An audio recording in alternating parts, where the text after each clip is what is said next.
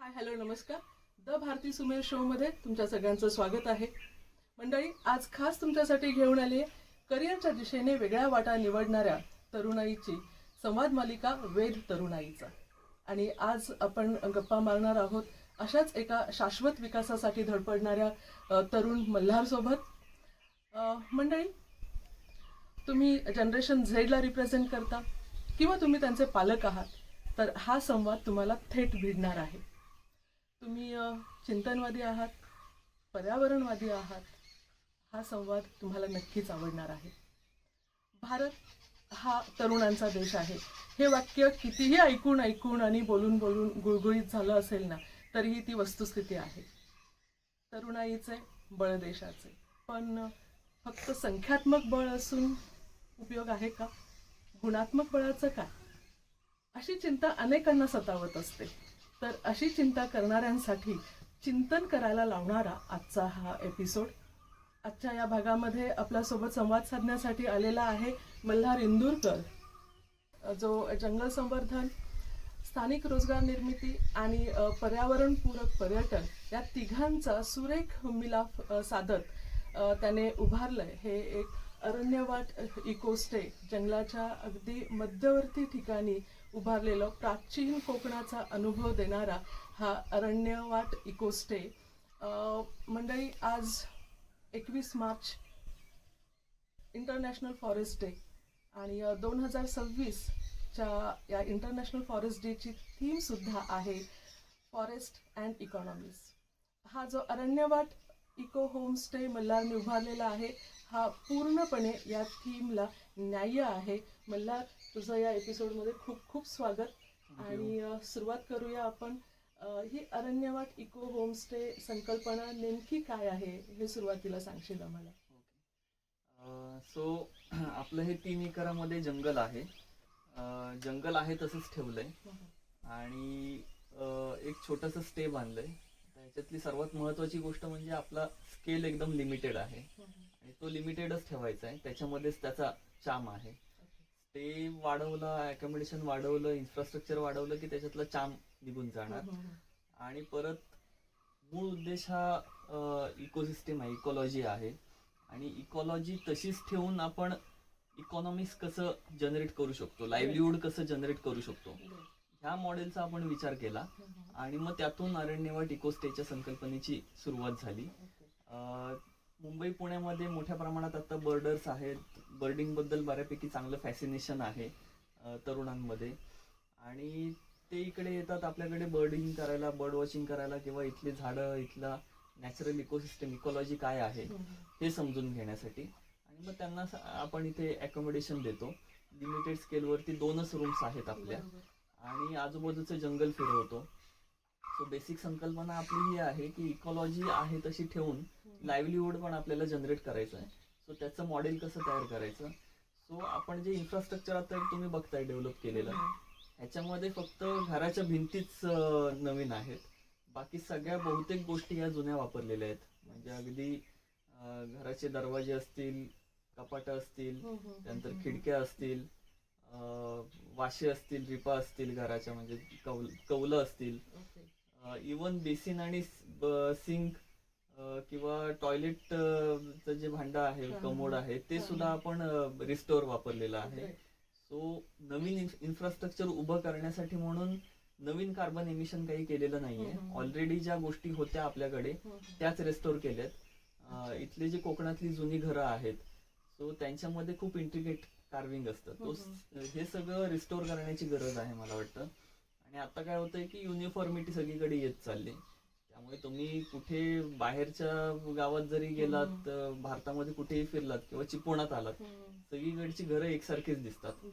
कोकणातली घरं अशी काही कळत नाहीये. कारण आपण आपली जी जुनी घरं होती आणि जे त्याचं एक हे सौंदर्य होतं ते सगळं टाकून, ते सगळं तोडून आता युनिफॉर्म एक स्ट्रक्चर उभं करतोय. लोकांना असं लक्झरियस फील हवा असतो तसा देण्याचा प्रयत्न कोकणातही होतोय. आणि तू ते असं पुरातन प्राचीन कोकण जे आहे ते रिस्टोर केलंय. आपल्याकडे मोठ्या प्रमाणात हे सगळं जे सामान आहे जुनं हे स्क्रॅप मध्ये जातं आणि स्क्रॅप मधून उचललं जातं. राजस्थान मधून जे व्यापारी आहेत बरं. ते उचलतात आणि राजस्थान हेरिटेज म्हणून विकतात फॉरेनर्सना. हा, हा. आणि सगळं सामान असतं मुळात कोकणातलं. बरं बरं. सो एवढ्या मोठ्या ह्याच्यावरती आपण हेरिटेज आपलं सेल आउट करतोय. So ते एकतर जेवढं आपल्याकडून होऊ शकतं तेवढ्या प्रमाणात आपण रिस्टोर करणं आणि एकतर ते कॉस्ट कटिंग ही होते त्याच्यामुळे. जुनं सामान आपण वापरतो त्यामुळे कॉस्टही कमी लागते इन्फ्रास्ट्रक्चरची बरोबर. आणि नवीन काही कार्बन एमिशन सुद्धा आपण करत नाहीये. So या संकल्पनेतून उभं राहिलं आपलं. खूपच छान संकल्पना आणि कौतुकास्पद आहे मल्हार. पण कसं आहे ना की हल्ली कोकणातला असो नाही तर कुठल्याही खेड्यातला किंवा गावातला अगदी चिपळूण सारख्या टाउन प्लेसची मुलं सुद्धा त्यांना शहराचं आकर्षण प्रचंड असतं. तुला ही संकल्पना मुळात सुचली कशी? तुला नाही का असं कधी वाटत की लक्झुरियस लाईफ असावं? प्रत्येकाचे पॅरामीटर्स वेगळे असतात. आता माझे पॅरामीटर्स फॉर सम रिझन मी मोठा होत असताना असे डेव्हलप झाले की आपलं स्वतःचं जंगल असावं, मोठी मोठी झाडं असावीत आणि ह्या लक्झरीच्या संकल्पना आहेत. आता प्रत्येकाच्या लक्झरीच्या संकल्पना वेगळ्या असतात आणि शहराकडे जावं हे कधी वाटलं नाही. म्हणजे शहराचं पहिलं माझं ओरिएंटेशन मी अगदी लहानपणी ज्या वेळेला गेलेलो आणि पहिल्यांदा मुंबईत गेल्यानंतर काय चित्र दिसलं. म्हणजे मला तर असं वाटतं की गौतम बुद्धांना त्यांच्या पॅलेस मधून बाहेर जाऊन देत नव्हते आणि बाहेर पडल्यानंतर त्यांनी जी काही गरिबी आणि मृत्यू आणि दारिद्र्य सगळं बघितलं त्याच्यातून जे त्यांचं ट्रान्सफॉर्मेशन झालं तशा पद्धतीने माझं मुंबईत झालं की काय असं वाटायला लागलं. पहिल्यांदा त्या सँडस रोडच्या स्टेशनवरती उतरलो आणि जिकडे तिकडे भिकारी फिरतायत आणि त्या स्केटबोर्ड वरती भिकारी बसलाय आणि भीक मागतोय आणि हातपाय तुटलेत आणि त्या गटारामध्येच बसलेत लोक. ते बघून असं वाटलं की बापरे काय चित्र आहे शहराचं. त्यामुळे तिथे कधीच जाऊ नये आणि गावालाच राहावं.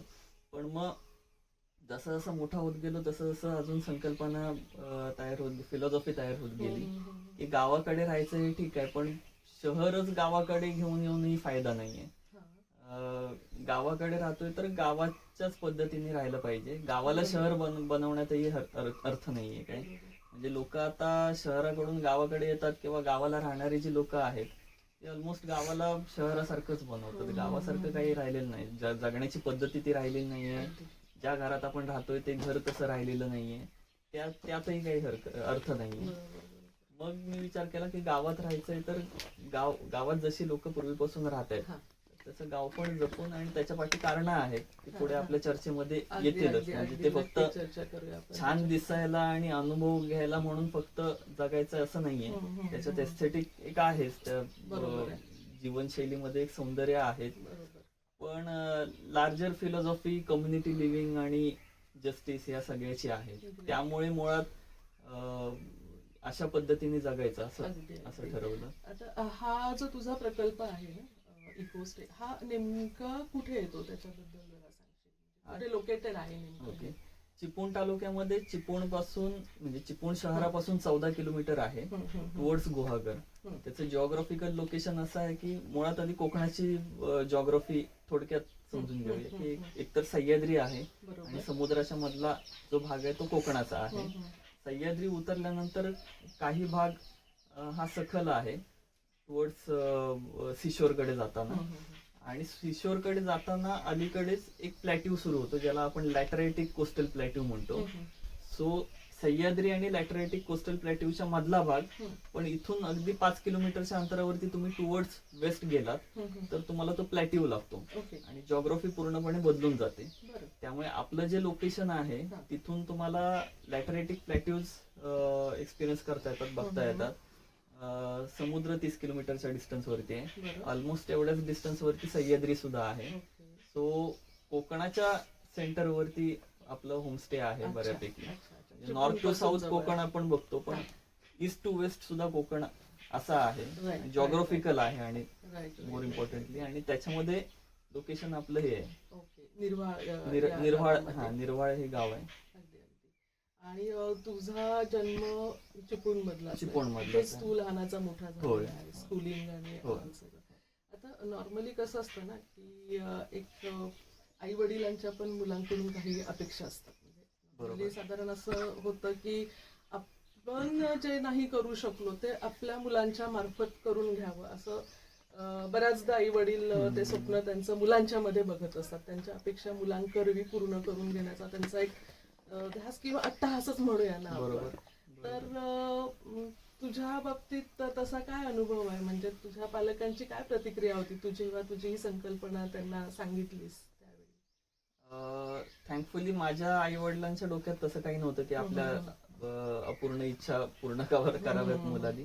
आणि पहिल्यापासूनच आई वडील दोघं, इनफॅक्ट घरातले बहुतेक मंडळी आमची ही सामाजिक क्षेत्रामध्ये काम करणारी आहेत. अच्छा. त्यामुळे काम करावं, पण कोणतंही काम करताना सामाजिक न्याय आणि कोणालाही काही अडचण न पोचवता काम करणं हा त्याच्यातला महत्वाचा भाग होता. त्यामुळे तसं काही घरातून काही अडचण नाही आली. बऱ्यापैकी एक्सप्लोअर करायला कोणते कोणते फील्ड्स आहेत ज्याच्यामध्ये काम करू शकतो त्याच्यासाठी वाव मिळाला घरातून. आणि लहानपणीपासून मुळात आई वडिलांसोबत फिरत होतो गावागावांमध्ये. आणि त्यावेळेला कळालं की आजूबाजूला जंगल आहे, नद्या आहेत, खाड्या आहेत. आणि जसं जसं मी मोठा होत होतो तसं तसं दिसायला लागले की हे सगळं जात चाललंय हातातून. आणि त्याची चर्चा घरामध्ये व्हायची, आजूबाजूच्या वातावरणामध्ये व्हायची. त्यामुळे ते डोक्यात बसलं आणि त्याच्यातून मग जे काही मी झालो ते आज आहे. मग ते कोणत्याही फील्ड महत्वाचा नाहीये. मग भले मी अजून कोणत्या फील्ड मध्ये असतो तर त्या फील्ड मधून ह्या गोष्टीबद्दलच बोललो असतो. आणि इनफॅक्ट मला असं वाटतं की एक युटोपियन सोसायटीमध्ये आज तो विचार करणं गरजेचं आहे की तुम्ही कोणत्याही फील्ड मध्ये काम करा, तुम्हाला पर्यावरण वाचवण्यासाठी किंवा ह्या कामामध्ये येण्यासाठी कॉन्झर्वेशन फील्ड मध्येच येणं गरजेचं नाहीये. प्रोजेक्ट चालवाल, कॉन्झर्वेशन प्रोजेक्ट संस्थेसोबत काम कराल, तुम्ही कोणतंही काम करत असाल तर त्या कामामध्ये 3 Ps आम्ही म्हणतो त्याला. मी जिथे स्वराज युनिव्हर्सिटी म्हणून आहे तिथे शिक्षण घेतलं. पीपल, प्लॅनेट आणि प्रॉफिट. सो तुम्ही कोणतंही काम करत असाल, कोणत्याही फील्ड मध्ये असाल तर एक P म्हणजे पीपल, म्हणजे कम्युनिटी बद्दल विचार करणं. कम्युनिटीच्या विरोधात जाऊन त्यांना अडचण होईल असं काम न करणं. दुसरं म्हणजे प्लॅनेट. प्लॅनेट बद्दल बोलत असताना नॅचरल रिसोर्सेस जे आहेत त्याचा सस्टेनेबल यूज कसा आणि उद्ध्वस्त न करणं आपण जे काही काम करतो त्याच्यातून. तर तो एक भाग. आणि तिसरा मग प्रॉफिट इन द सेन्स की तुमचं स्वतःचं आयुष्य सस्टेन व्हायला पाहिजे इतकं इकॉनॉमिक्स. बरोबर आहे ना, ते तर बघितलंच पाहिजे. होय. तसा तुझा घरातलाच मूळ संस्कार आहे असं म्हणायला हरकत नाही. आता हे जंगलामध्ये हा इकोस्टे चालू करायचा म्हणजे आजूबाजूला इथे वाडी दिसते, वस्ती दिसते, स्थानिक शेतकरी आहेत. हे चालू करताना त्यांचा रिस्पॉन्स कसा होता? म्हणजे त्यांच्याकडून काही तुला सपोर्ट मिळाला किंवा सुरुवातीला काही अडचणी आल्या का तुला? बहुतेक सपोर्टच आहे गावातल्या लोकांचा. आणि जे काही नवीन प्रकल्प उपक्रम राबवतोय त्याच्यामध्ये गावातल्या लोकांनी चांगला सपोर्ट केलेला आहे. सो एक आपण नवीन प्रोजेक्ट केलाय त्याच्याबद्दल सांगेनच. पण इथे राहायला आलेली लोक, त्यांना जस्ट आजूबाजूला फिरायचं असतं, जंगलात फिरायचं असतं, प्राणी पक्षी बघायचे असतात. त्याच्यामध्ये कुठेच काही अडचण येत नाही. इनफॅक्ट माझ्या घरातलं बरंचसं सामान होमस्टेचं बाहेरच पडून असतं, पण कुठेही काही सामान इकडचं तिकडे जात नाही. त्यामुळे अगदी बिनधास्त विश्वास ठेवून होमस्टे चालू शकतो मी. आणि म्हणजे हे होमस्टे चालवता मला वाटतं तू जंगल संवर्धन देखील करतोस. मध्ये काही एक्झिस्टन्स नाहीये.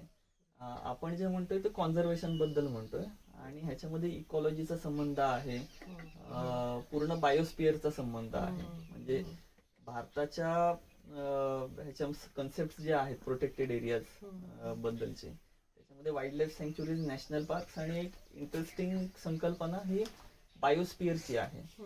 सो नॅशनल पार्क किंवा वाईल्ड लाईफ सँक्च्युरीज आणि बायोस्फिअर मध्ये फरक काय आहे तर बायोस्फिअर मध्ये जंगल येतच, त्यातले प्राणी येतातच, पण जंगलासोबत राहणारे जी माणसं आहेत आणि त्यांची जी संस्कृती आहे, मग त्यांची शेती असेल, त्या शेतीतून तयार झालेलं कल्चर असेल, त्यांचे सण समारंभ असतील, या सगळ्या गोष्टी बायोस्फिअर मध्ये येतात.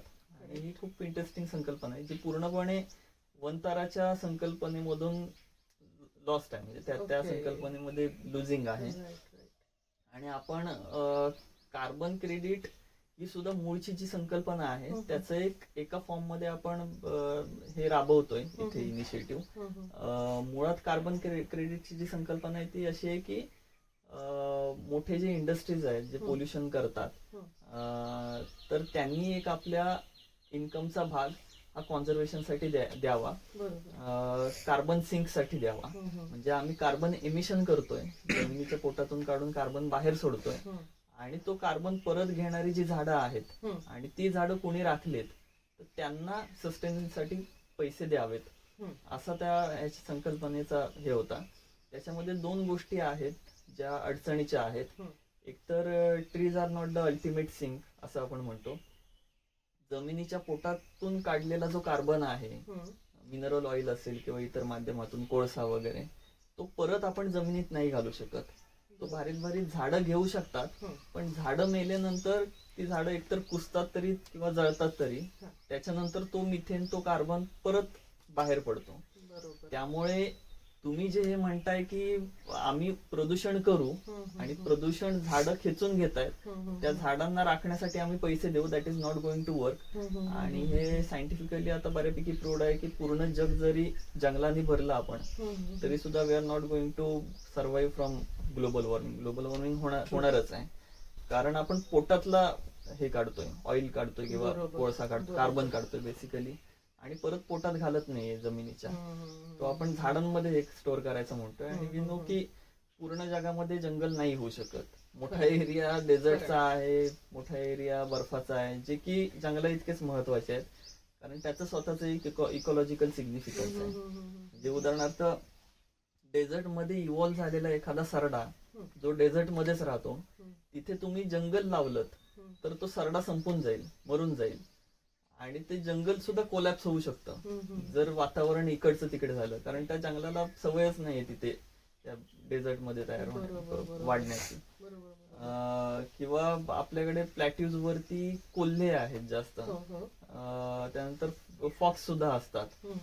सो तुम्ही जर म्हणालात की प्लॅट्यू नको, हे गवताळ प्रदेश नको, त्याच्याऐवजी जंगल लावूया, कारण जंगल दिसायला छान दिसतं आणि कार्बन स्टोरेज करतं वगैरे, तर मुळात ग्रासलँड वरती तयार इव्हॉल्व्ह झालेले जे प्राणी आहेत तर त्यांना शिकार करण्याची सवय ग्रासलँड मध्येच आहे.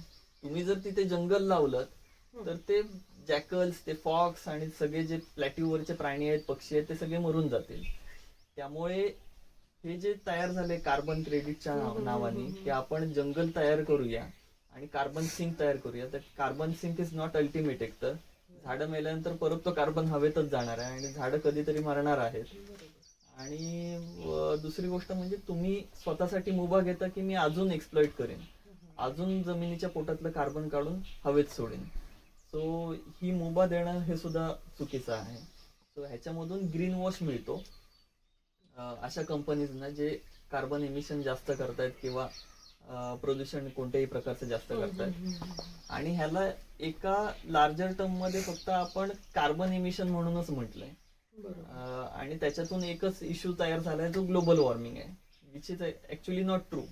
ज्या वेळेला कारण केमिकल्स आणि वेगवेगळ्या प्रकारचे गॅसेस एमिट होतात त्या कंपनीमधून, त्या फॅक्टरीमधून, त्यावेळेला तिथलं जे स्थानिक इकॉलॉजी आहे ती पूर्णपणे कोलॅप्स होते. तिथल्या लोकांना मायग्रेट करावं लागतं, तिथल्या लोकांना वेगवेगळे आजार होतात. सो कार्बन एमिशन मध्ये ह्या सगळ्या गोष्टी गृहीत धरलेल्या नसतात. सो त्यामुळे ही कन्सेप्ट बऱ्यापैकी आता प्रचलित आहे की फ्रॉड कन्सेप्ट आहे, it is not going to work. पण ही जी कन्सेप्ट आहे ती काही प्रमाणात अडॉप्ट करून त्याचं एक चांगलं रूप करण्याचा आपण प्रयत्न इथे करतोय अरण्यवाटच्या निमित्ताने. की एकतर आपली जी इंडस्ट्री आहे, इंडस्ट्रीज म्हणूया त्याला, to be frank and to be true, small scale industry आहे, सर्व्हिस इंडस्ट्री आहे, त्याच्यातून काही प्रोड्यूस नाही होत आहे. त्यामुळे tourism is also not the ultimate answer. ते फॉर टाइम बिंग आपण हे एक मॉडेल तयार केलेलं आहे, कारण सर्व्हिस इंडस्ट्री आहे हे तर सत्यच आहे आणि त्याच्यामध्ये आपल्याला काही काळ जगावं लागणार आहे अनलेस अनटिल आपण हुशार होत नाही. सो ह्या सर्व्हिस इंडस्ट्री मधून जो आलेला एक सरप्लस आहे तो सरप्लस आपण इकॉलॉजिकल बॅलन्स टिकवून ठेवण्यासाठी म्हणून देऊया. सो ह्याचा बोलण्यातून म्हणजे आता खरंच 2-3 गोष्टी खूप क्लिअर झाल्या की कॉन्झर्वेशन आणि प्रिझर्वेशन मुळात त्या दोन वेगवेगळ्या संकल्पना आहेत. बरोबर. वरवर आम्ही त्या दोन्ही कधी कधी बऱ्याचदा एकाच समान अर्थानेच हो. घेऊन जातो, तसं नाहीये. पण तुझ्या बोलण्यातून आता इकॉलॉजिकल सर्व्हिसेस बद्दल बरोबर. समजलं. तर बरोबर. ते जंगल हे जे आहे हे कॉन्झर्व करताना किंवा जंगलातल्या इकॉलॉजिकल सर्व्हिसेस नेमका काय आहे ते ऐकायला आवडेल आम्हाला. कोणत्याही हॅबिटॅटचेच इकॉलॉजिकल सर्व्हिसेस आहेत. आपण पर्यावरणाबद्दल बोलताना जंगलच फक्त गृहीत नको धरूया. खाडी असेल, नदी असेल, ग्रासलँड्स असतील, बरं. वाळवंट सुद्धा असतील, या सगळ्यांचे इकॉलॉजिकल सर्व्हिसेस वेगवेगळे आहेत. डासांचे सुद्धा इकॉलॉजिकल सर्व्हिसेस आहेत. म्हणजे आपण गृहीत नाही धरत. जंगलाचे इकॉलॉजिकल सर्व्हिसेस आहेतच. आणि कोकणाचं जे स्ट्रक्चर आहे हे जर साधारणतः आपण बघायला गेलो तर डोंगर उतार असतो. व्हॅली तयार झालेली असते डोंगर उतारांनी, दोन साईडच्या डोंगर उतारांनी, आणि खाली गाव असतं. डोंगरामध्ये जो पाऊस पडतो तो सगळा जंगल पकडून ठेवतो आणि ॲक्विफर्स त्यातून रिचार्ज होतात. आणि डोंगराच्या पायथ्याच्या बाजूला जिथे जिथे झरे आहे, उफळट म्हणतो आपण त्याला स्थानिक भाषेत, त्या उफळटीतून पाणी बाहेर पडतं आणि ते पाणी व्हॅलीच्या बेसच्या साईडला जमा होतं. आणि वॉटर लॉगिंग ज्या ठिकाणी होतं तिथे मोठं जंगल नाही तयार होत, तिथे नॅचरली मिडोज तयार होतात, गवताळ भाग आणि झुडपं छोटी तयार होतात. मोठं जंगल पाणी साठलेल्या ठिकाणी नाही तयार होत युजली. मँग्रोव्हचं उदाहरण सोडलं तर, मँग्रोव्ह आणि अगदी 2-3 उदाहरणं असतील ते. सो जे असं म्हटलं जातं ना की जंगल तोडून शेती तयार केली गेली, शेती आणली गेली, which is true about industrial farming किंवा अॅग्रो इंडस्ट्री बद्दल खरं आहे की जंगल तोडून त्या ठिकाणी काजू, एक काजू, आता जो काजूचं प्लांटेशन होतं किंवा कलमी आंब्यांचं प्लांटेशन होतं दॅट इज इंडस्ट्रियल. पण मुळात आपली जी ट्रेडिशनल शेती होती ती वॉटर लॉगिंग जिथे होतं त्या ठिकाणी शेती होती. आणि एक हॅबिटॅट रिप्लेस करून परत तोच हॅबिटॅट आणला आणि तो फक्त आपल्या फायद्यासाठी आणला. इकॉलॉजिकल सर्व्हिसेस बद्दल आपण बोलत होतो. या डोंगरांची इकॉलॉजिकल सर्व्हिसेस आहेत. आता आपला हा जो होमस्टे आहे डोंगराच्या पायथ्याशी आहे आणि डोंगरावरती जो पाऊस पडतो तो सगळा जंगल साठवून ठेवतं. एकतर जंगल असल्यामुळे पाऊस ढग सुद्धा आकर्षित करतं जंगल, आणि प्लस पाणी साठवून ठेवण्याचं काम जंगल करतं. जंगल जर नसतं तर हे सगळं पाणी वाहून गेलं असतं आणि लगेच नद्यांमध्ये आणि समुद्रांमध्ये गेलं असतं. So running water make it walk, walking water make it stop. मराठीमध्ये आपण म्हणतो की पाणी अडवा पाणी जिरवा. त्याचं बेस्ट काम हे जंगल करतं. एका आयडियल रेन फॉरेस्ट मध्ये म्हटलं जातं की पावसाचं पाणी ज्या वेळेला फ्लॅग वरती येतं जंगलाच्या, तिथून ते खाली जमिनीला टच होईपर्यंत 11 मिनिटं लागू शकतात. सो इतकं त्याचा पेस स्लो होतो आणि तो पेस स्लो झाल्यानंतर जमिनीमध्ये ते पाणी मुरतं आणि मग ॲक्विफर्स रिचार्ज होतात, त्याच्यातून खाली शेतीला पाणी मिळतं. सो हे एकतर जंगलाचं मोठे इकॉलॉजिकल सर्व्हिसेस आहेत. त्या व्यतिरिक्त जंगलामध्ये अनेक फुलझाडं असतात. म्हणजे एक उदाहरण तुम्हाला देईन की तिरफळाचं झाड आपल्याकडे बऱ्यापैकी कॉमन आहे, जे आपण फिश करी मध्ये सुद्धा वापरतो. त्याचं फ्लावरिंग जे आहे ते मान्सून महिन्यात होतं, मान्सून मध्ये होतं. आणि मान्सून मध्ये इतर कोणत्याच गोष्टीला फ्लावरिंग नसतं. तर तुम्ही जर बघितलं की बी किपिंग करणारे जे असतात, बॉक्स मध्ये बी किपिंग करतात, सो त्यांना मान्सून मध्ये साखरेचं पाणी द्यावं लागतं मधमाशांना फक्त जगावण्यासाठी. सो हे नॅचरली कसं होतं तर नॅचरली फक्त तामण जे आपलं राज्य फुल आहे आणि तिरफळ या दोनच झाडांना फुलं असतात, फ्लावरिंग असतं. आणि इथल्या तिरफळाच्या झाडाखाली जर तुम्ही गेलात पावसाळ्यात तर त्यावेळेला हेलिकॉप्टर सारखा आवाज येत असतो, बी सॉन्गचा आवाज येतो तसा. सो ते एक छोट इकॉलॉजिकल सर्व्हिस आहे. म्हणजे तुम्ही जरी तुमच्या गावामध्ये बागा असल्या आंब्याच्या आणि काजूच्या, त्याचं क्रॉस पॉलिनेशन होण्यासाठी तुम्हाला मधमाशा आणि कीटकच पाहिजेत. त्या मधमाशांना जगवण्याचं काम हे तिरफळच करू शकतं. हे बागेतला काजू आणि आंबा नाही करू शकत. हे दुसरे इकॉलॉजिकल सर्व्हिस. बऱ्याचशा गावांमध्ये देवराया आहेत आणि त्या देवराया अशा ठिकाणी स्ट्रॅटेजिकली आहेत की ज्या ठिकाणी झरे आहेत. ती देवराई जर तोडून टाकली तर त्या ठिकाणचा झरा पण नष्ट होईल आणि खालच्या गावाला पाणी नाही मिळणार. सो देवरायांची ती एक इकॉलॉजिकल सर्व्हिस आहे. डासांची आपण इकॉलॉजिकल सर्व्हिस म्हटली तर मासे समुद्रातून खाडीमध्ये येतात स्पॉनिंगसाठी, कारण खाडीमध्ये प्रवाह कमी असतो पाण्याचा. आणि मँग्रोव्ह मध्ये डास जे असतात ते त्यांच्या आळ्या असतात डासांच्या.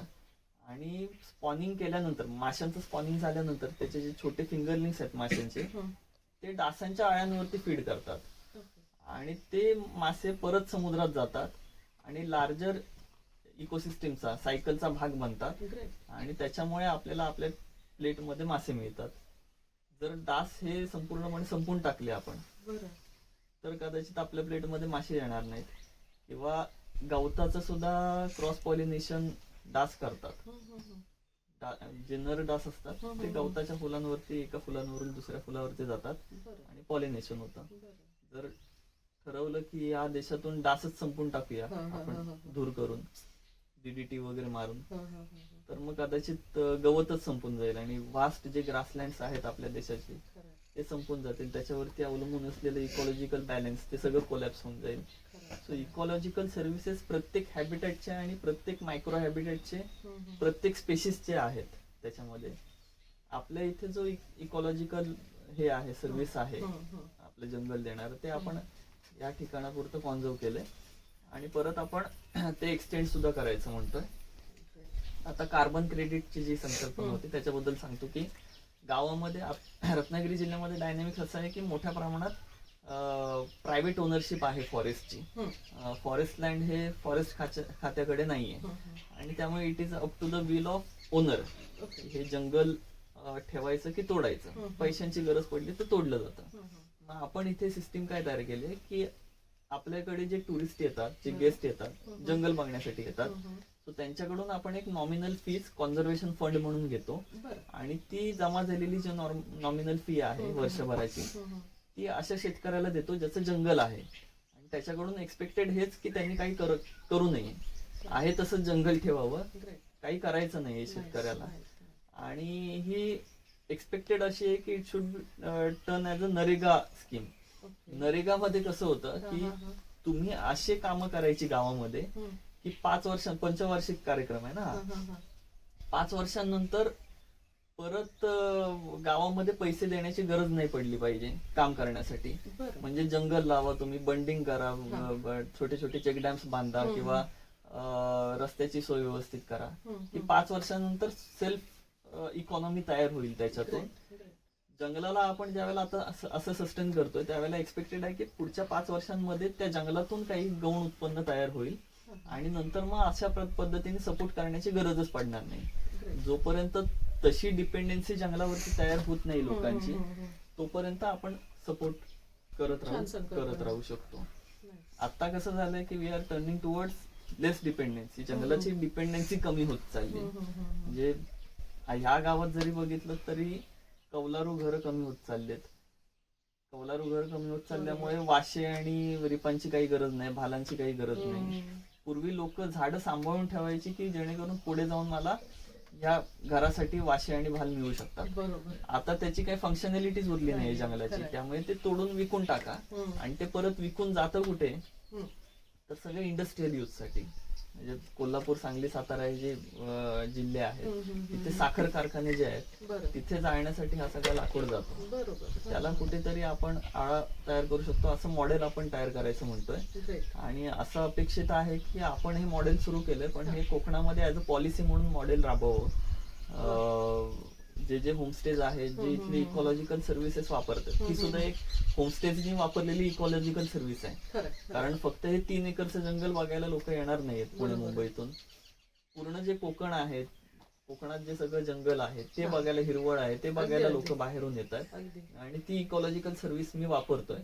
तर त्याला पे बॅक करण्याची सुद्धा जबाबदारी माझी आहे. त्यातून ही संकल्पना आपण सुरू केली. कार्बन क्रेडिट मधून अडॉप्ट केलेली संकल्पना आहे, पण त्याला आपण थोडं मॉडिफाय केलंय. त्याच्यातल्या ज्या चुकीच्या गोष्टी आहेत त्या कमी केल्यात. आपण ग्रीन वॉश घेत नाही त्याच्यातून की मी एवढं प्रदूषण करतोय त्यामुळे मी कॉम्पेन्सेट करण्याचा प्रयत्न करतोय. शेतकऱ्याला माहिती की आपला पैसा कुठून येतो, तो पैसा कुठून तरी युद्धातून आणि कुठून फॅक्टरी मध्ये हे जाळून, फॉसिल फ्युएल जाळून येत नाहीये. शेतकऱ्यांना माहिती की इथलीच एक सर्व्हिस इंडस्ट्री आहे, छोटी स्मॉल स्केल का असे ना, आणि त्याच्यातून आपल्याला पैसा मिळतोय. खूपच छान सामाजिक भान सुद्धा जपतोयस तू म्हणणार. खूप व्यापक दृष्टिकोन आहे, खूप कौतुक आहे खरं तर या संकल्पनेचं.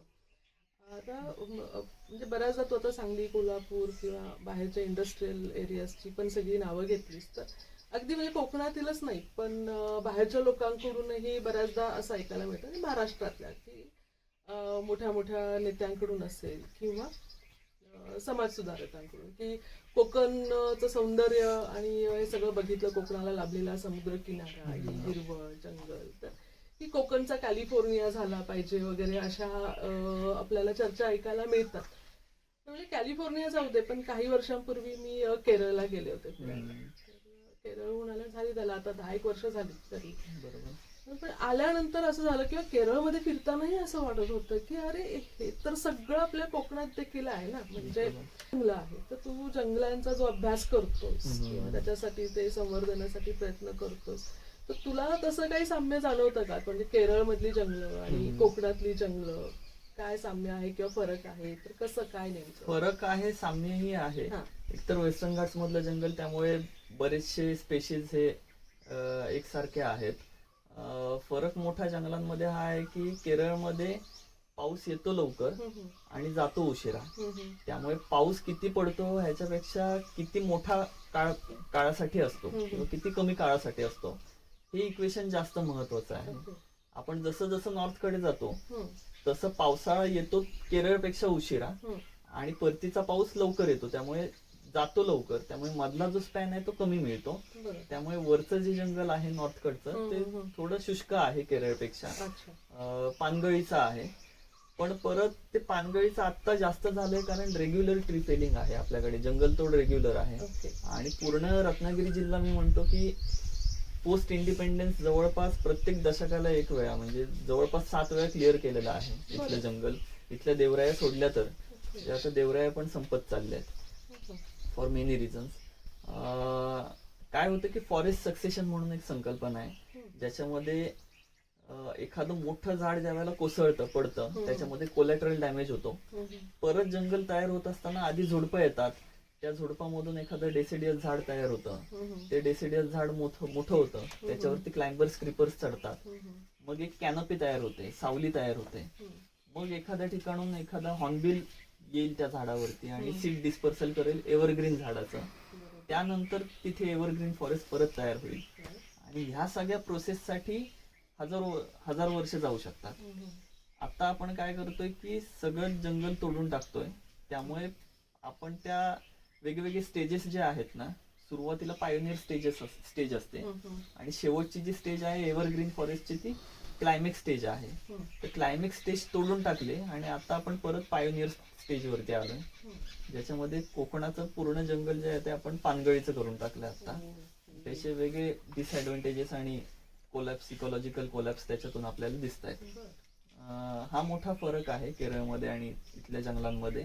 बऱ्याच वेळेला आपल्याकडून जे टुरिस्ट केरळमध्ये जातात बघायला म्हणून की केरळ कसं आहे, तर रबर प्लांटेशन बघून भारावून जातात की किती हिरवळ आहे, ज्याचा ऍक्च्युली परत इकॉलॉजिकल ह्याच्याशी काही संबंध नाहीये. कारण सगळं जंगल तोडून फक्त रबर एके रबर लावलेला असतो, त्या ठिकाणी तुम्हाला प्राणी पक्षी काही दिसणार नाहीत, कारण आपल्याकडच्या प्राण्या पक्ष्यांना माहितीच नाही की रबरचा वापर कसा करायचा. तो कोकणाला प्रयत्न केला जातोय की कॅलिफोर्निया करायचा किंवा केरळ सारखं झालं पाहिजे. अनफॉर्च्युनेटली आपल्याकडे त्याचा चीप रेप्लिका येतोय कोकणामध्ये. कॅलिफोर्नियाचा चीप रेप्लिका आहेच. मोठ्या इंडस्ट्रीज येत आहेत, मोठमोठे इन्फ्रास्ट्रक्चर प्रोजेक्ट्स येत आहेत, चौपदरी रोड्स येत आहेत. आता कोकणामध्ये 2 अजून हायवेज प्रोपोज्ड आहेत, ग्रीनफील्ड हायवे आणि कोस्टल हायवे, त्याचं ब्रॉडनिंगचं काम, आणि ऑलरेडी आहे त्या हायवेचं काम पूर्ण होत नाहीये. सो ऍक्च्युअली कोकणाचा कॅलिफोर्निया करूनच दाखवलाय आपण, पण त्याची चीप कॉपी आहे फक्त. तो कॅलिफोर्निया कसा रिच दिसतो तसा रिच कोकण कधीच दिसणार नाहीये, कारण कॅलिफोर्नियामध्ये चोरीचा पैसा आहे. अमेरिकेने सगळं लूट करून आफ्रिकेची लूट केली, लॅटिन अमेरिकाची लूट केली, त्यातून जो पैसा आलाय तो तिथे टाकलाय. त्यामुळे ती जी ग्रोथ दिसत असते त्या ग्रोथ मधून डेब्री पण तयार होतो. तो डेब्री त्यांच्याकडे दिसत नाही, कारण त्याचं सगळं इलेक्ट्रॉनिकचा डेब्री हा भारत आणि पाकिस्तान मध्ये येतो. त्यामुळे कॅलिफोर्निया दिसताना खूप रिच दिसतो, ज्या वेळेला कोकणाचा कॅलिफोर्निया करायचा असतो तो कोकण कसा दिसेल कॅलिफोर्निया झाल्यावरती, तर ते आता कल्याण भिवंडी हा सगळा जो भाग आहे तसा दिसणार आहे. तो कॅलिफोर्निया सारखं रिच कधीच नाही दिसणार आहे, कारण आपल्याकडे तो दबदबा नाहीये अमेरिकेसारखा की आपण स्वतःची घाण दुसऱ्या देशामध्ये विकू शकतो. ते लिव्हरेज आपल्याकडे नाहीये, हे समजून घेतलं पाहिजे. आणि केरळचं सुद्धा चिप कॉपी आपल्याकडे येते, कारण रबर प्लांटेशन ऑलरेडी चिपळूणमध्ये पोहोचलेलं आहे. चिपळूणच्या सह्याद्रीमध्ये मोठ्या पट्ट्यामध्ये जंगल तोड करून त्या ठिकाणी रबर प्लांटेशन आलेलं आहे. आणि त्याच्यामधून वेगळे डिझास्टर्स येतात, त्या आहेच. म्हणजे केरळमध्येच दिसलं आपल्याला डिझास्टर आलेलं, वायनाडमध्ये पूर्ण ते गाव उद्ध्वस्त झालं लँडस्लाइड मध्ये. आता ते रेग्युलर कोकणामध्ये व्हायला लागलंय. सो मोठमोठे जेसीबी डोंगरावरती पोचवायचे आणि ते सगळं जंगल तोडून क्लिअर करून स्टेपिंग्स करून त्या ठिकाणी रबर प्लांटेशन करायचं. ह्याच्यामधून एक जबरदस्त डिझास्टर आणि कोलॅप्स आपल्याकडे आलेला आहे. केरळच्या काही गोष्टी चांगल्या घेण्यासारख्या आहेत. जेव्हा आपण केरळचं उदाहरण घेतो, म्हणजे हे असेल परसबाग असेल, परसबाग साठी त्यांनी बऱ्यापैकी प्रमोट केलेलं आहे. प्रत्येकाने किचन गार्डनिंग आणि टेरेस गार्डनिंग करावं. सो हे खूप चांगली गोष्ट, किंवा शिक्षण असेल किंवा आरोग्य असेल, या सगळ्या बाबतीमध्ये केरळने खूप चांगल्या गोष्टी केलेल्या आहेत ज्या आपण घेऊ शकतो. मला हे सगळं ऐकताना लक्षात येतं की तुझं एक विशिष्ट पद्धतीचं या जंगलाचा तुझा अभ्यास आहे. आणि म्हणून मग असं ते मनात प्रश्न तयार होतो की तुझं या संदर्भातलं काही असं शिक्षण झालंय का?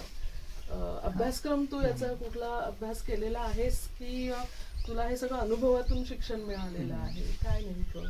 सो एकतर क्युरिओसिटी होती जाणून घेण्याची या सगळ्याबद्दल, निसर्गाबद्दल, आणि चिंता होती. कन्सर्न मधून असं वाटलं की या फील्ड मध्ये यावं, आणि मग त्याच्यामधून समजून घेण्याचा प्रयत्न केला.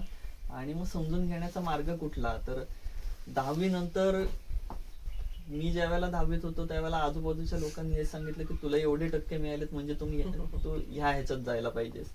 12वीला कळायला लागलं की माझा इंटरेस्ट हा नाहीये, मला वेगळ्या गोष्टीमध्ये अभ्यास करायचा आहे, पर्यावरणाच्या फील्डमध्ये अभ्यास करायचा आहे. आणि त्यावेळेला एक स्वराज युनिव्हर्सिटी म्हणून इनिशिएटिव्ह आहे, त्याचं ते डोळ्यासमोर आलं आणि त्याच्याबद्दल समजून घेतलं. तर ती जी सिस्टीम आहे ती अशी आहे की मुलं ज्यांना एक्सप्लोर करायचंय एखादी गोष्ट आणि समजून घ्यायचंय, शिक्षण घ्यायचंय त्याच्यामध्ये, आणि beyond the wall of schools जाऊन समजून घ्यायचंय, मग ती सगळी मुलं त्या ठिकाणी येतात. उदयपूरला हे ठिकाण आहे. आणि मग एक्सप्लोर करतात. आणि त्याच्यामध्ये खोजी मीट्स असतात. सो जे कोणी मुलं जे शोधण्याचा प्रयत्न करतायत की आपल्याला इंटरेस्ट कशामध्ये आणि कशामध्ये काम करायचंय, त्यांना खोजी म्हणतात. हिंदीचा वर्ड खोजी. आणि मग ते त्या ठिकाणी येऊन एक्सप्लोर करतात. त्यानंतर मेंटरशिप पिरियड असतात. मेंटरशिप पिरियड मध्ये तुम्हाला ज्या कोणत्या गोष्टीमध्ये इंटरेस्ट आहे त्या फील्डमध्ये काम करणारे जे मेंटर्स आहेत त्यांच्याकडे जाऊन शिकायचं. आणि त्याच्यामध्ये कोणत्याही प्रकारचं बॅरियर नाही की तुम्ही ह्यांच्याकडे जाऊन शिकायचं, किंवा अकॅडमिक स्ट्रक्चर एक तयार नाहीये, किंवा सिलेबस तयार नाहीये की अशा पद्धतीने शिकायचं. तुम्ही स्वतःचं सिलेबस स्वतः तयार करायचं. सेल्फ डिझाईन लर्निंग आहे. आणि त्याच्यामध्ये तिथे फॅसिलिटेटर्स असतात, ते तुम्हाला गाईड करतात की कसं करू शकता. सो तुम्हाला शेतीमध्ये इंटरेस्ट असेल तर तुम्ही एखाद्या शेतकऱ्याकडे जाऊन राहाल, त्याच्याकडून शेती शिकाल. तुम्हाला ऑटोमोबाईल्स मध्ये इंटरेस्ट आहे, सो तुम्ही एखाद्या गॅरेज मध्ये जाऊन त्याच्या गॅरेज मध्ये काम कराल. तुम्हाला वाईल्ड लाईफ मध्ये इंटरेस्ट आहे, एन्व्हायरमेंट मध्ये इंटरेस्ट आहे, जो इंटरेस्ट मला होता. सो मी परत तिकडून घरी आलो आणि इथला जो धनगरवाडा आहे त्या धनगरवाड्यात जाऊन राहिलो. कातकरीवाडी आहे तिथे जाऊन राहिलो. सो मी ठरवलं की पाण्याचा जो प्रवास आहे कोकणामध्ये, सह्याद्रीमध्ये ज्या वेळेला पाणी पडतं, पाऊस पडतो, तो पाऊस ते पाणी कसं ट्रॅव्हल करतं.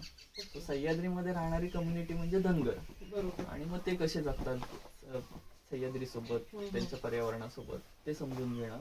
मग ते पाणी खाली येतं आणि छोट्या स्ट्रीम्स मधून वाहतं. त्या ठिकाणी कातकरी समाज जो आहे तो मासेमारी करतो.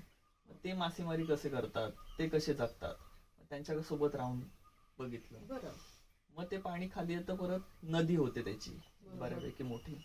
आणि नदीमध्ये मासेमारी करणारा जो समाज आहे तो घोरपी समाज आहे इथला. मग घोरपी समाजासोबत मच्छीमारीला जाणं, ते कसे मच्छीमारी करतात, हॅबिटेट सोबत त्यांची मासेमारी करण्याची टेक्निक सुद्धा पूर्ण बदलून जाते. नंतर ती नदी पुढे जाऊन त्याची खाडीमध्ये ट्रान्सफॉर्मेशन होतं. ओके. म्हणजे कोकणामध्ये समुद्राचं पाणी बऱ्यापैकी 30 किलोमीटर आतपर्यंत आलंय हम्म. कोकणामध्ये. आणि या एवढ्या मोठ्या पट्ट्यामध्ये वेगवेगळ्या ठिकाणी भोईवाड्या आहेत. हम्म, हम्म. भोई समाज खाडीमध्ये मासेमारी करतो आणि त्यांची पूर्ण मासेमारीची टेक्निक ही खाडीवरती अवलंबून आहे. ओके. भरती ओटीवरती हे करून कशी मासेमारी केली जाते. बरं. सो या सगळ्या समाजासोबत फिरलो, त्यांच्यासोबत राहिलो आणि मग त्याचं डॉक्युमेंटेशन केलं. ओके. पुढच्या भागामध्ये मग दुसरी जी मेंटरशिप होती त्याच्यामध्ये इथलं पर्यावरण कोकण वाचवण्यासाठी काय ऍक्टिव्हिस्ट काम करतायत आणि कसं काम चालू आहे. हा, हा, हा. मग ऍक्टिव्हिस्ट जे आहेत त्यांची भेट घेतली, त्यांच्याकडून समजून घेतलं की काय इश्यूज आहेत, हम्म, काय प्रॉब्लेम आहेत. असा 2 वर्षाचा प्रोग्राम होता. हम्म. त्याच्यामध्ये असं काही सब्जेक्ट ठरलेलं नव्हतं. त्यामुळे मी ज्या वेळेला हे सगळं करत होतो त्यावेळेला माझे मित्र जे फोटोग्राफीमध्ये किंवा हम्म. शेतीमध्ये इंटरेस्टेड होते ते त्यांचं एक्सप्लोअर करत होते. बरं. आणि 2 वर्षाचा हा प्रोग्राम त्याच झाल्यानंतर युनिव्हर्सिटीमध्ये असं. त्याच युनिव्हर्सिटीमध्ये ओके. माझे हा, वेगवेगळ्या batchmates. विषयाचे. होय. right. हा. सो एकत्र एका क्लासमध्ये बसणारे सगळी मुलं आम्ही खोजीत. हा, हा. हे काही एकच सब्जेक्ट फॉलो करत नव्हते. बरोबर. प्रत्येकाचा वेगळा विषय होता. जे कॉमन होतं ते स्वराजचे काही फंडामेंटल्स आहेत. हा. कम्युनिटी लिव्हिंग असेल, हा. सोशल जस्टिस असेल, हम्म. एन्व्हायरमेंट असेल, बरं. या गोष्टी त्याच्याबद्दल तिथे काही सेशन्स व्हायचे, ओके. ओरिएंटेशन व्हायचं. हा. आणि मग ते शिकून मग आम्हाला ज्या फील्डमध्ये काम करायचंय त्या फील्डमध्ये आम्ही एक्सप्लोर करायचो. म्हणजे हे एक प्रकारचं एक्सपिरियन्शियल लर्निंगचाच बरोबर. प्रकार आहे. Experiential थोडक्यात. learning. वा, क्या बात आहे. पण ही स्वराज युनिव्हर्सिटी बद्दल नेमकं समजलं कुठून तुला? आई वडील सोशल फील्ड मध्ये असल्यामुळे हा, हा, एका संस्थेने हा प्रोग्राम डिझाईन केलेला बरं, होता. बरं. आणि मग त्यांनी सुरुवातीला ओरिएंटेशन मीट घेतलं. हम्म, हम्म, हम्म. त्याच्यामध्ये स्वराज युनिव्हर्सिटी एक्झॅक्टली काय आहे हम्म, हम्म, त्याबद्दल सांगितलं. ते समजून घेतल्यानंतर मी ठरवलं की आवड आहे मला हे करायचंय. वा, वा. छान. म्हणजे त्याचा खरोखर म्हणजे तुला ज्यात इंटरेस्ट आहे, जे आवडतं त्यातलं बरोबर. तू शिक्षण घेतलेलं आहेस. म्हणजे आता या सगळ्या नॅशनल एज्युकेशन पॉलिसीज वगैरे आत्ता ज्या आलेल्या आहेत बरोबर. त्यांच्या साधारण पॉलिसी ही अशीच आहे की मुलांना जे आवडतंय त्यातलं शिक्षण बरोबर. घेऊ द्यावं. पण हे आता 2020 साली आलं. तुझं हे जे स्वराज युनिव्हर्सिटीमध्ये त्याच्या झालेलं आहे आधी, होय. शिक्षण, ते कधी झालंय नेमकं? साधारण 2014-15. बरं. आणि स्वराज युनिव्हर्सिटी म्हणजे तशी बरीच जुनी आहे. हो, आता त्याची प्रोसेस थांबवली. बरं.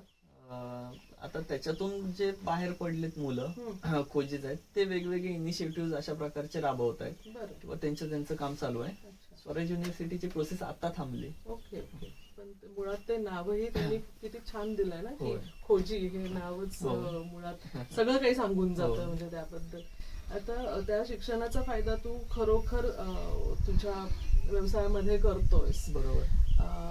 मग हे सगळं करत असताना हे संबंधित जे शिक्षण आहे याचा उपयोग तू इथल्या गावकऱ्यांना किंवा शेतकऱ्यांना देतोस का? म्हणजे त्याचा फायदा तू देतोस का? म्हणजे त्यांचं काही बरोबर. प्रशिक्षण वगैरे असं काही कार्यक्रम राबवतोस का? शाळांमध्ये रेग्युलरली मुलांसोबत करतोस. बोलतो मी. हा, हा. आणि मग त्यांना बर्ड वॉचिंगला घेऊन जाणं, झाडांबद्दल बरोबर. सांगणं, मुलांना त्यांच्याकडून समजून घेणं. कारण त्या मुलांनाही बऱ्यापैकी शेतकरी कुटुंबातले हा, हा, हा. असल्यामुळे त्यांना बऱ्यापैकी माहिती असतं. अरे वा. हा. सो गावातल्या लोकांकडून बरेचशी इथली झाडं जी आहेत हम्म, हम्म. ती समजून घेतली. त्यांच्याकडून तू होय, समजावून होय. घेतोस असं. छान, छान. कारण माझी फॅमिली तसं 2-3 पिढ्या झाल्या पूर्ण शेतीमधल्या बॅकग्राऊंड मधले नाहीये. बरं. त्यामुळे तो जो गॅप आहे तो भरणं परत गरजेचं आहे. Right, right. आणि ही जी इन्फॉर्मेशन आली ती जनरेशन्स मधून आलेली आहे, बरोबर. ट्रायल अँड एरर मधून आलेली आहे. आता काय होतंय की या एज्युकेशन सिस्टीमचे काही फ्लॉज आहेत. हम्म, त्या फ्लॉज मध्ये जनरेशनल जे वेल्थ आहे, आपली नॉलेज आहे, हम्म, हम्म, तो खंडित होऊन जातोय आणि त्याला परत रिवाईव्ह करणं गरजेचं आहे. Along with academic education. Academic education गरजेचं आहेच, कारण इतके आपण प्रोग्रेस केला आणि त्याचे वेगवेगळे स्टेजेस आपल्याला समजून घ्यायला शिकायला मिळतात, ज्याचा वापर आपण कम्युनिटीमध्ये करतो. अगदी, अगदी. पण मग ह्या एज्युकेशन सिस्टीमचे फ्लॉज काय आहेत आणि त्याच्यामध्ये काय राहून गेलंय पाठी. म्हणजे विचार करा की धनगर समाज हा इतका मोठा मायग्रेशन करतो आणि ज्या वेळेला त्यांना शिक्षणाच्या प्रवाहामध्ये, कन्व्हेन्शनल शिक्षणाच्या प्रवाहामध्ये आणण्याचा प्रयत्न केला जातो, त्यावेळेला अपेक्षित असतं की फिरणं सोडून आता एकाच ठिकाणी थांबून ते शिक्षण घ्यायचंय. बरोबर. तर फिरताना जे काही शिक्षण मिळत असतं त्यांना, त्या मुलांना आई वडिलांकडून, ते सगळं तिथेच खंडित होणार. ते परत पुढच्या जनरेशन मध्ये पास नाही होणार. बरोबर सो शिक्षण पाहिजेच, पण मग फिरतं शिक्षण असे काही इनिशिएटिव्ह आलेले आहेत थँकफुली. बरोबर सो ते गरजेचं आहे. गरजेचंच So आहे. ते आपण परत मी रिवाईव्ह करण्याचा प्रयत्न अच्छा, करतोय. अच्छा. तर म्हणजे तुलाही त्यांच्याकडून शिकायला मिळतंय होय, मुळात. होय. तो गॅप तू म्हणतोयस तसा तो भरून निघतो. आणि त्या मुलांना सुद्धा तुझ्याकडून म्हणजे की खरोखर बाबा आहे म्हणजे कधी कधी असं होतं ना की जे आपल्याकडे आहे त्याचीच किंमत आपल्याला बरोबर नसते. बरोबर आहे. तसं कुठेतरी गावातल्या मुलांच्या बाबतीत होय. होण्याची शक्यता दाट बरोबर. असते. त्यामुळे तुझ्याकडून त्यांना कारण त्याचं महत्त्व ऍस्पिरेशन्स जातंय. अगदी तशी तयार केली. अगदी अगदी की अगदी. शिक्षणाचा एक दुसरा मोठा फ्लॉ की जास्त शिक्षण घेऊन तुम्ही बाहेर शहरात जाऊ हो, शकता, हो, आणि हो. शहरात गेलात म्हणजे तुम्ही जास्त कमवू शकता. अगदी जास्त कमवलं म्हणजे तुमची पर्चेसिंग पॉवर वाढली, बरोबर आणि पर्चेसिंग पॉवरच्या पुढचं सांगितलं नाही जात की तुम्ही जास्त कॉन्ट्रीब्युट करता प्रदूषणाला. अगदी कारण अगदी more you consume more you pollute. So तिथपर्यंत ते ऍस्पिरेशन्स ते कन्झम्पशन पर्यंत दिलेले असतात, हम्म. आणि त्याचं फॅसिनेशन सगळ्यांना लहान अगदी, मुलांना असतंच असतं. अगदी अगदी अगदी. पण मग ती वस्तुस्थिती काय आहे त्याच्या पुढची याची तुझ्यामुळे त्यांना बरोबर. कल्पना नक्कीच मिळते इथल्या मुलांना. आणि त्या शाळकरी मुलांची किंवा या पिढीची मुळात ती जास्त गरज आहे ना, हो. कारण हा शाश्वत विकास झाला तरच त्यांच्या पिढीसाठी तो विकास बरोबर. फायद्याचा ठरणार आहे. बरोबर. म्हणजे आम्ही काय आता तुमच्यासोबत गाडीतून चाललोय, पण आम्ही मधल्या स्टेशनवरती उतरणार आहोत. पुढेपर्यंत तुम्हाला आणि त्या बरोबर. शाळेतल्या मुलांनाच खरं तर म्हणजे बरोबर. आताची जी लहान मुलं आहेत त्यांना जायचंय. त्यामुळे त्यांना हा शाश्वत विकास नेमका काय आहे बरोबर. किंवा ह्या जंगल संवर्धनाची निसर्ग संवर्धनाची गरज टेक्निकली त्यांच्यापर्यंत पोहोचवणं हे सुद्धा तुझ्या मार्फत होत आहे. त्यामुळे ते एक मोठं काम आहे मला. आता नुकताच एक गाजलेला सिनेमा दिलीप प्रभावळकर अभिनीत आपण बघितला, दशावतार सिनेमा. हो. त्याच्यामध्ये बऱ्याच गोष्टी सगळ्यांच्या समोर आल्या. मग त्यामध्ये ते राखणदार ही एक कॉन्सेप्ट आहे. बरोबर. तर त्याच्याबद्दल जरा सांगशील का, म्हणजे नेमकं ते काय आहे आणि त्यामुळे मग इथल्या लोकांचा व्ह्यू जंगलांकडे बघण्याचा किंवा बरोबर. काय त्याच्यावरती डिपेंडंट आहे? राखणदार ही कॉन्सेप्ट तशी जनरली पूर्ण कोकण भागातच आहे, हा. आणि इनफॅक्ट बाहेर सुद्धा असेल आपल्याला माहिती नाही. बरं. त्या जागेचा प्रोटेक्टर हम्म. ही बेसिक संकल्पना आहे.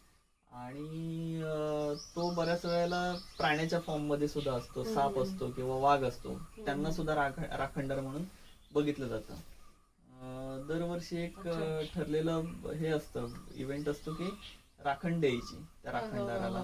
मग त्यावेळेस जाऊन तिथे कोंबडा दिला जातो आणि तू या जमिनीची काळजी घे, अशा प्रकारे हे केलं जातं.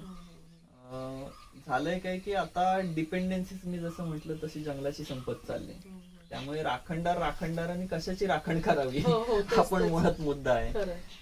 ऍस्पिरेशन्स बदलले, डिपेंडन्सी संपत चालले, युनिफॉर्मिटी येत चालले, त्याच्यातून हे सगळे प्रश्न तयार झालेले आहेत. त्याला परत रिवाईव्ह करण्याची गरज आहे राखणदार या संकल्पनेला, आणि मूळ संकल्पना सांगण्याची गरज आहे की कशाची राखणदारांनी करायची. म्हणजे गेल्या वर्षी मी जर जंगल तोडलं आणि या वर्षी मी राखणदाराची पूजा घालण्यासाठी कोंबडा कापतोय, तर मी त्या राखणदाराकडे मागायचं काय हा प्रश्न आहे.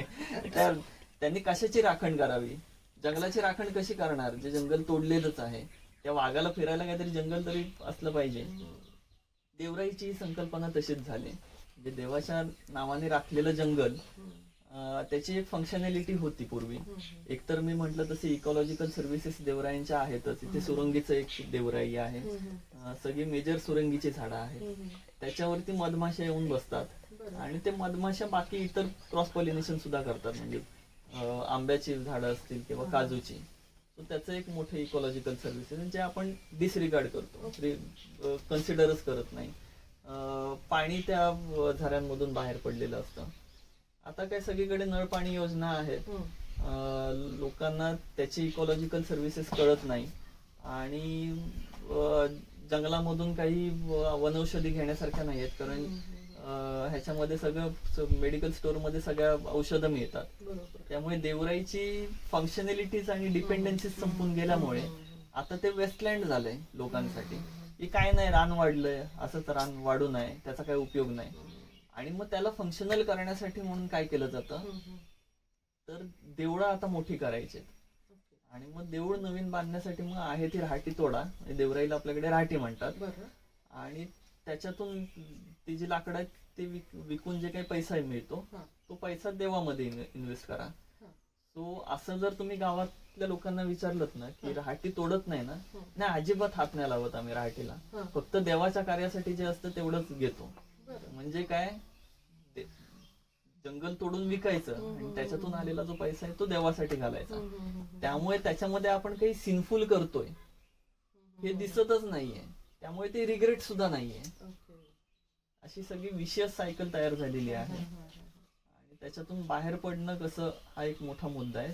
त्यासाठी म्हणून राखणदार कन्सेप्ट ही रिवाईव्ह होणं गरजेचं आहे, ज्याचा आपण प्रयत्न सगळे मित्रमंडळी आपण मिळून करतोय.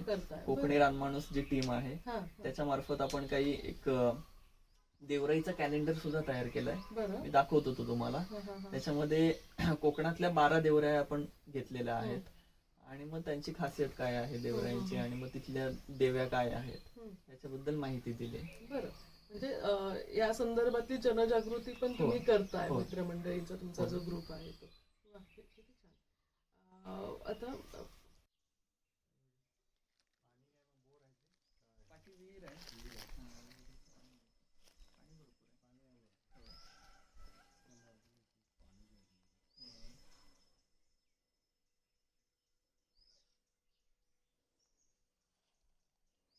मध्ये हे लावलेत काकडी. हे मगाशी तू जे सांगितलंस ना देवराई आणि या सगळ्यामध्ये पाण्याचे कुंड असा काहीतरी उल्लेख आला, म्हणजे ते काही असतं का, म्हणजे पाण्याचे साठवलेले असे कुंडी वगैरे असं काही बरोबर पाण्याच्या असतात का? तो जशी देवराई ही संकल्पना आहे तशीच देवाची कोंड ही सुद्धा एक संकल्पना आहे कोकणामध्ये, ज्याच्यामध्ये देव तिथे आहे. त्या कोंडीमध्ये एक जनरल स्टोरी आहे पूर्ण कोकणामध्ये गेला तर, की तिथे देवी अवतारायची आणि ज्याचं घरामध्ये काही लग्न कार्य वगैरे असेल सो तो तिथे जातो आणि देवीकडे प्रार्थना करतो की मला भांडी कुंडी पाहिजे, दागिने पाहिजेत, आणि मग देवी अवतरते आणि देऊन जाते. आणि मग लग्न कार्य वगैरे झाल्यानंतर परत ते दागिने आणून ठेवायचे तिथे आणि मग देवी परत येऊन घेऊन जाते. अशी एक आख्यायिका आहे. आणि मग कोणीतरी ते दागिने परत केले नाहीत आणि मग देवी रागवली आणि मग तिथून दागिने देणं बंद केलं. पण त्या कोंडीमध्ये, देवाच्या कोंडीमध्ये त्या देवाचा वास आहे, त्या देवीचा वास आहे. त्यामुळे त्या ठिकाणी मासेमारी करायची नाही, ते देवाचे मासे वर्षातून फक्त एकदाच पूजा करून तिथे मासे पकडले जातात, पण वर्षभर तिथे कोणी हात लावत नाही. सो ती जी देवाची कोंड आहे it acts like a spawning pool. म्हणजे त्या ठिकाणी मासे येऊन अंडी सुद्धा देऊ शकतात. तिथे चांगली पॉप्युलेशन वाढते, कारण इतर ठिकाणी फिशिंग होत असते, इतर ठिकाणी डिस्टर्बन्स थोडं म्हणू शकतो डिस्टर्बन्स आहे. आणि मग ती जी पॉप्युलेशन वाढलेली आहे ती पूर्ण नदीमध्ये मायग्रेट होते. त्यामुळे नदीचं एकूण जे फिश पॉप्युलेशन आहे ते चांगलं इंटॅक्ट राहतं. तो देवराईची सारखीच संकल्पना आहे. देवराईमध्ये आपण जिनपूल म्हणतो ती झाडांची, की जी झाडं इतर कुठेही मिळत नाहीत. कारण मी जसं मगाशी म्हटलं फॉरेस्ट सक्सेशनची जी संकल्पना आहे त्याच्यामध्ये जंगल तोडल्यावरती एव्हरग्रीन परत झाडं होतच नाहीत. आता कोकणामधली मूळची जी एव्हरग्रीन झाडं होती ती फक्त देवरायांमध्येच बघायला आपल्याला मिळते. आणि मग त्याची नर्सरी वगैरे करण्याचा प्रयत्न बऱ्याच ठिकाणी होतोय. ह्या जर देवराया नसत्या तर आपल्याकडे नर्सरी करायला बियाला सुद्धा काही उरलं नसतं. त्यामुळे देवराया महत्वाच्या आहेत. आणि तसंच रिव्हराईन इकोसिस्टीम मध्ये अशा प्रकारच्या देवराया आहेत, देवकोंड आहेत आणि देवराई असे दोन कॉन्सेप्ट आहेत. त्यांचा होय आहे सिग्निफिकन्स खूप मोठा आहे. म्हणजे ते नसेल तर पुढचं आयुष्य कल्पनेच्या पलीकडलंच आहे. तो सगळा भास खूप फ्रेजाईल इकोसिस्टम्स आहेत. एखादी गोष्ट त्याच्यामधली कोलमडून पडली की पूर्ण इकोसिस्टम कोलॅप्स होऊन पडते. मला हे सगळं करताना म्हणजे तू आता जंगल संवर्धनाबद्दल सांगितलंस, त्याचसोबत स्थानिक लोकांना यातून नेमका कसा फायदा होतो आणि त्यांची मदत कशी मिळते जंगल संवर्धनात. तू तो कॉन्झर्वेशन फंड वगैरे हा कॉन्सेप्ट सगळा सांगितलास. तर तो कॉन्झर्वेशन फंड इथे आलेल्या पर्यटकांकडून किंवा इथे जे स्वइच्छेने येतील व्हिजिट करण्यासाठी त्यांच्याकडून तुला मिळतो. तर इथे पर्यटनाला आल्यानंतर थोडक्यात म्हणजे पर्यटकांचं पर्यटनही होतं. आणि जे डायरेक्टली तुझ्यासारखं असं जंगल संवर्धनामध्ये जाऊन भाग घेऊ शकत नाही किंवा त्यासाठी प्रयत्न करू शकत नाही, त्यांच्या मार्फत थोडासा बरोबर. हातभारही लागतो. बरोबर तर तसं इथे पर्यटनाला आल्यानंतर किंवा येण्यासाठी बरोबर. कुठला सीझन असा काही खास आहे की प्रत्येक सीझन मधलं काही असं वेगवेगळं वैशिष्ट्य आहे? प्रत्येक सीझन मध्ये काही ना काहीतरी युनिक गोष्ट आहे. हा, हा. बर्ड वॉचिंग साठी मेचा महिना चांगला आहे, कारण पक्षी एकत्र येत असतात, कोटशिप करत असतात, कारण बरं. नंतर लगेच ब्रीडिंग सीझन यायचा असतो हम्म, हम्म, पावसाळ्यामध्ये. विंटरचा सीझन चांगला आहे परत, कारण मायग्रेटरी बर्ड्स काही येतात आपल्याकडे, forest dwelling. So bird watching साठी उन्हाळा आणि हिवाळा, म्हणजे अगदी उन्हाळा म्हणजे मेचा महिना, मे एंडिंग, हे चांगले सीझन्स आहेत. तुम्हाला जर खवय्ये असाल आणि कोकणातला रानमेवा वगैरे खायचा असेल तर त्याच्यासाठी मग मेचाच मे महिना, मध्येच. एप्रिल मे अगदी, अगदी. बेस्ट सीझन करवंद, आहे. जांभळं, आंबे. होय. आणि पावसाळ्याची वेगळी एक मजा आहे. पावसाळ्याची सुरुवात जी असते तर त्यावेळेला ही समोरची जी झाडं आहेत, मोठी ऐनाची झाडं आहेत, युजली बरोबर, मोठी बरोबर. उंच जी ऐनाची झाडं गेलेली हा, हा, असतात, हा, हा. त्या ठिकाणी मोठ्या प्रमाणात काजवे असतात. सो हजारोंनी काजवे तुम्हाला इथे अरे वा. बघायला मिळतात. त्याची वेगळी आपण ऍडव्हर्टाईज नाही करत, हा, कारण परत डिस्टर्बन्स पण करायचा नाहीये आपल्याला. बरोबर. प्रॉपर पावसाळ्यामध्ये इथे ओडीकेफ नावाचा पक्षी येतो. हा, पूर्ण कोकणातच दिसतो तो. बरं. भरपूर कलरफुल असतो आणि कलर बॉम्बच म्हणतात त्याला. हम्म. साऊथ इंडियामधून तो मायग्रेट करून एवढासा पक्षी असतो, तो येतो आपल्याकडे. सो ते बघायला बरेचसे लोक येतात. मान्सून संपता म्हणजे सप्टेंबर ऑक्टोबर महिन्यात पोस्ट मान्सून इथले जे प्लॅटिव्ज आहेत त्या ठिकाणी फ्लावरिंग होतं मोठ्या प्रमाणात. सो वेगवेगळ्या प्रकारची निळी पिवळी फुलं, सोनकी आपण म्हणतो स्थानिक भाषेमध्ये, किंवा कावळ्याचे डोळे म्हणतात अच्छा. स्थानिक भाषेत. मराठीमध्ये त्याला सीतेची आसवं म्हणतात. बरोबर, हे नाव ऐकलेलं आहे होय. सीतेची आसवं. ते लोकली कावळ्याचे डोळे. पावसामध्ये होय. दिसतात. होय. आपण लोकल नाव जास्त प्रमोट करायला हो, पाहिजे. हो, सीतेचे हो. असो कोणीतरी पुण्यात बसून तयार केलेलं नाव खरंय, आहे, खरंय. त्याची अगदी. आपला काय संबंध नाही. म्हणूनच ते कदाचित माझ्या ऐकण्यात आलेलं आहे. कारण ज्या ठिकाणी एखादी गोष्ट मिळत नाही त्यांनी कसं नाव ठेवावं. खरंय ना. मी गावातल्या लोकांना विचारलं तुम्ही काय म्हणता याला गुराखांना, ते म्हणाले कावळ्याचे डोळे म्हणतात त्याला. जे भरती ओटी कोकणातच येते आणि मध्य प्रदेशच्या माणसांनी नाव ठेवलं त्याला, तर आपण त्याला पाळणं अगदी चुकीचं अगदी आहे. अगदी अगदी हे पण एक फारच म्हणजे महत्वाचं आहे. आता फ्लावरिंग सीझन आहे. या महिन्यात जर आलात तर तुम्हाला सुरंगीची देवराई आहे, हा, तिथे सुरंगीचं फ्लावरिंग मिळेल. बरोबर. किंवा एक देवराई आहे तिथे सीता अशोक आहे. परत सीता अशोक हे मराठी नाव झालं. आपल्याकडचं नाव हसगी. आणि पॅन कोकण हे एकच नाव आहे, म्हणजे कोकणी प्रॉपर नाव आहे. लाल रंगाची फुलं येतात, एक्झोरा सारखी साधारण दिसतात, पण हलकासा केशर किंवा चहा सारखा एकदम मंद वास असतो त्या फुलांना. ऑर्नामेंटल म्हणून वापरलं जातं इतर ठिकाणी, पण त्याचं मूळचं स्थान हे आपल्याकडचंच आहे. सीता अशोक वाटिकेत जे बसलेली ते झाड ते सीता अशोक म्हणून ते काय म्हणू, कन्व्हेन्शनल नाव जेव्हा आहे ते सीता अशोक आहे. स्थानिक नाव हसगी आहे. बरोबर. ती एटिमॉलॉजी कुठून आली आपल्याला माहिती नाही, त्याच्याबद्दल अभ्यास करणं गरजेचं आहे की हसगी नाव कुठून आलं. बरोबर बरोबर. सो असे वेगवेगळ्या सीझन मध्ये वेगवेगळ्या गोष्टी. प्रेक्षकांसाठी तू असं एक छान अभ्यासक्रम पण पुढे हळूहळू बोलता देतो. ज्यांना आवड आहे ते याचा शोध घेऊ शकतात. खरं तर फुलांचं वेगवेगळ्या सीझन मध्ये वेगवेगळं आकर्षण आहे. आता या सीझन मध्ये कुड्याची फुलं पण येतात. बरं. कुड्याच्या फुलांची पण भाजी म्हणजे करतात. आजूबाजूला असं पठार वगैरे आहे, प्लॅटू जिथे आहे तिथे जंगलामध्ये थोडं डिग्रेडेड फॉरेस्ट वगैरे असेल ना, त्या ठिकाणी कुडाची फुलं असतात. ओके. फुलांनंतर शेंग येते, त्याला शेंगेची पण भाजी करतात. त्याच्यामध्ये थोडी कोलिंब टाकून चांगली चव लागते त्याची, मस्त लागते. तुझ्या घराच्या बाजूला मी एक असं साधारण इथे बाजूला बघितलं, तू काही असे वेगवेगळे प्रयोग शेतीचे करतोयस असं बोलण्यातून आलं तुझ्या. ते काय नेमकं? शेतीचे प्रयोग मुळात शेती करत असता म्हणजे मोठ्या प्रमाणात नाही, पण काही प्रयोग म्हणून करतोय. लोक म्हणतात की आवड आहे, चांगली गोष्ट आहे, पण मुळात आवड म्हणून शेती केलेली नाहीये. मगाशी जे मी म्हटलं की फिलॉसॉफी म्हणून. सेंट्रलाइज प्रोडक्शन सिस्टीम नको, डिसेंट्रलाइज हवी. सेंट्रलाइज म्हणजे काय की पंजाबमध्ये फक्त गहूच पिकेल आणि 1-2-4 नगदी पिकच होतील, आणि मग पूर्ण भारतभरात गहू पाठवला जाईल. आणि मग कोकणाला गहू खाण्याची सवय नसतानाही आपल्याला सवय लावली गेली शहरी निमशहरी भागामध्ये गव्हाच्या चपात्या खाण्याची. ही झाली सेंट्रलाइज प्रोडक्शन सिस्टीम. आणि मग त्याची एक बलुतेदारी पण आहे. सेंट्रलाइज प्रोडक्शन सिस्टीमची.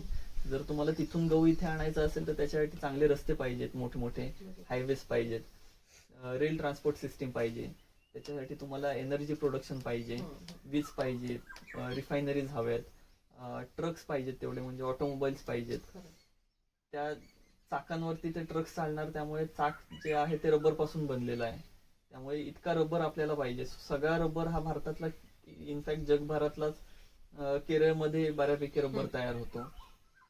सो नॅचरल फॉरेस्ट सगळं तोडून तिथे रबर प्लांटेशन केलेलं आहे. सो सेंट्रलाइज प्रोडक्शन सिस्टीमचे हे सगळे बाय प्रोडक्ट्स आहेत जे डेंजरस आहेत आणि इकॉलॉजिकल सिस्टीम्स कोलॅप्स करणारे आहेत. ह्याच्यातून बाहेर पडायचं असेल तर महात्मा गांधींनी जे सांगितलं की स्वावलंबी गाव. स्वावलंबी गाव म्हणजे डिसेंट्रलाइज प्रोडक्शन सिस्टीम. तुम्हाला गावाला जे लागणार आहे ते सगळ्याचं प्रोडक्शन तुम्ही करावं. अगदी काही क्वचित गोष्टी आहेत ज्या सेंट्रलाइजच प्रोडक्शन होणार, त्या ठीक आहे. पण मेजर जे फंडामेंटल जी गरज आहे माणसाची ती अन्नाची आहे. आणि अन्नाचं प्रोडक्शन हे फक्त शेतीमधूनच होतं. त्यामुळे तुम्ही कोणतंही काम कराल त्याच्यासोबत थोडी शेती करायलाच पाहिजे, अशी माझी फिलॉसॉफी आहे. आणि परत महात्मा गांधी म्हणतात तसं, be the change you want to see in the society. त्यामुळे छोटे छोटे प्रयोग करतोय. कोंबड्याही पाहिलेल्या पूर्वी, आता थोडा मध्ये गॅप पडला. तुझ्याशी बोलताना तर मला असं जाणवतंय की बॉटनी किंवा झुऑलॉजीचा अभ्यास करणारी जी मुलं आहेत, म्हणजे अगदी दुरूनही किंवा आजूबाजूच्या परिसरातल्या तरी मुलांनी खास इथे येऊन एक असं एक्सपिरियन्शियल लर्निंग त्यांचं फील्ड व्हिजिटच्या माध्यमातून होऊ शकतं. तर तसे काही कॅम्पेन्स घेण्याचं तुझ्या डोक्यात आहे का, किंवा तू घेतोस ऑलरेडी? कॅम्प्स घेतो आपण. त्याच्यामध्ये देवराईचा एक कॅम्प घेतला, एक नदीवरचा कॅम्प घेतला. आणि जे ह्या इथल्या हॅबिटॅट मध्ये जगतायत, सस्टेनेबली त्याच्यासोबत जगतायत, त्यांना आपण मेंटर्स म्हणून बोलवतो. म्हणजे मी जसं शिकलोय स्वराज युनिव्हर्सिटीमध्ये, तुमचे मेंटॉर हे काय मोठे प्रोफेसर असण्याची गरज नाही. तुमचे मेंटॉर हे धनगरवाड्यातले एखादे धनगर असू शकतात, कातकरी वाड्यातले एखादे मासेमारी करणारे असू शकतात. सो इथे ज्या वेळेला कॅम्प भरतो त्यावेळेला आपले चीफ बॉटॅनिस्ट जे असतात ते शांताराम काका म्हणून आहेत, वनस्पती तज्ञ. इथल्या एक नांदिवसे म्हणून गाव आहे, तिथल्या धनगरवाड्यामध्ये राहतात. आणि मोठमोठ्या बॉटॅनिस्ट सोबत त्यांनी काम केलंय, म्हणजे त्यांना गाईड करण्याचं सुद्धा काम केलंय. सह्याद्री मधला कोपरा माहितीये त्यांना, प्रत्येक व्हॅली माहिती. आणि ते कोयनेमध्ये लोकांना फिरवतात सुद्धा, सर्टिफाईड गाईड आहेत. सो त्यांना आपण फॅसिलिटेटर आणि एक्सपर्ट म्हणून बोलवतो. ज्या वेळेला नदीवरती अभ्यास असतो त्यावेळेला कातकरी वाडी जी आहे, सो माशांचा स्वभाव त्यांना ओळखता येतो. मासे कधी कसे ट्रॅव्हल करतील आणि कसे फिरतात हे सगळं माशांचा स्वभाव ज्यांना माहिती आहे त्यांच्यापेक्षा बेस्ट मरीन इकॉलॉजिस्ट नाही असू शकत. आणि तुम्हाला इकॉलॉजिस्ट असण्यासाठी त्याच्यासोबत जगणं गरजेचं आहे. आज बॉटॅनिस्ट आणि wild life expert, marine expert मध्ये अडचण कशी आहे की त्यांना सस्टेनेबल यूज कसा त्याचा करता येऊ शकतो हेच माहिती नाही. चार भिंतीच्या किंवा माहिती जरी असलं तरी ते कसं ऍक्च्युअली उपयोगात आणायचं ते माहिती नसतं. तर ह्या लोकांना ते माहिती आहे. धनगरवाड्यामध्ये शांताराम काका असतील, ते कसा ह्याचा वापर करू शकता तुम्ही, कारण त्यांनी स्वतः केलेला आहे वापर. त्याच्यापेक्षा जास्त एक्सपर्ट कोणीच असू नाही शकत. म्हणजे मासा खाल्ल्याशिवाय मरीन एक्सपर्ट तुम्ही कसे असू शकता? कातकरी जे आहेत ते मासे पकडतात, त्याचा स्वभाव त्यांना माहितीये, त्याची माशांची अॅनाटॉमी त्यांना माहितीये, चिरफाड करून ते बनवतात सुद्धा आणि खातात सुद्धा, त्याची चवही माहितीये. त्यामुळे नुसतं ज्ञान मिळवून उपयोग नाही, त्याचा सस्टेनेबली आपण वापर कसा करू शकतो माणसाच्या बेनिफिटसाठी, ह्युमॅनिटीसाठी. त्यामुळे आम्ही म्हणतो की आम्ही पर्यावरणवादी नाही आहोत. पर्यावरणाचा फक्त अभ्यास करण्यासाठी आम्ही अभ्यास नाही करत, मानवतावादी आहोत. आणि मानवता जपण्यासाठी किंवा माणसाला जगवण्यासाठी पर्यावरण गरजेचं आहे, म्हणून पर्यावरणाबद्दल बोलतो. म्हणजे इकॉलॉजिकल सर्व्हिसेस ह्या शेवटी मानवाशी, मानवी आयुष्याशी कनेक्टेड आहेत. त्या इकॉलॉजिकल सर्व्हिसेसचा इनडायरेक्टली डायरेक्टली माणसाला फायदा हा होतच असतो अल्टिमेटली.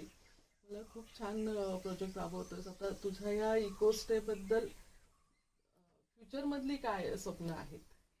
फ्युचर मधली आपली स्वप्न ही आहेत की इकोस्टे वाढवायचं नाही, म्हणजे ॲम्बिशन्सना थांबवून ठेवणं हे एक मोठं चॅलेंज असतं. याच्यापेक्षा मी असं करीन, मी तसं करीन, सो काहीच करायचं नाही. आणि ते मुळात कोकणी माणसाचा स्वभाव आहे, काही करायचं नाही.